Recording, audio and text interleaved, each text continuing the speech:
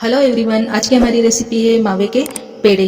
आप जानते हैं बहुत टेस्टी होते हैं और बनाना इन्हें बहुत ही आसान होता है। तो आज हम बिल्कुल हलवाई की तरह पेड़े बनाकर तैयार करेंगे।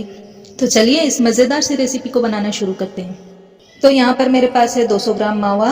ये घर का बना हुआ मावा है, इसलिए इसे मैंने धीमी आंच पर थोड़ा सा ज़्यादा भून लिया था। अब मैं इसे भूनूंगी नहीं, इसमें मैं डाल दूंगी तगार या बुरादा। तो इसमें मैंने 150 ग्राम तगार डाल देना है। और अगर कप से नापेंगे तो ये कप से थोड़ी सी कम तगार है। और खोए को हम क्रम्बल कर कर अगर कप से नापेंगे तो 1 कप से हल्का सा ज़्यादा खोआ है। अब इसमें डाल देंगे इलायची का पाउडर। अच्छी तरह से मिक्स कर लेंगे। तो ये अच्छी तरह से मिक्स हो चुका है।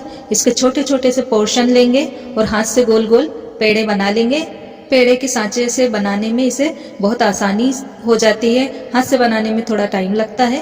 अब आप चाहें तो अपनी पसंद से इसमें पिस्ता लगा लीजिए, मैं इसमें किशमिश लगाऊंगी। अब पेड़े पर नारियल के बुरादे की कोटिंग कर लेंगे और इसे रख लेंगे। और इसी तरह से हम सारे पेड़ों को बनाकर रखते जाएंगे।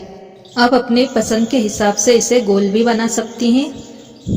ये देखिए, इस तरह से हम नारियल की कोटिंग करते जाएंगे और इन्हें रखते जाएंगे। तो पेड़े बनकर तैयार हो चुके हैं।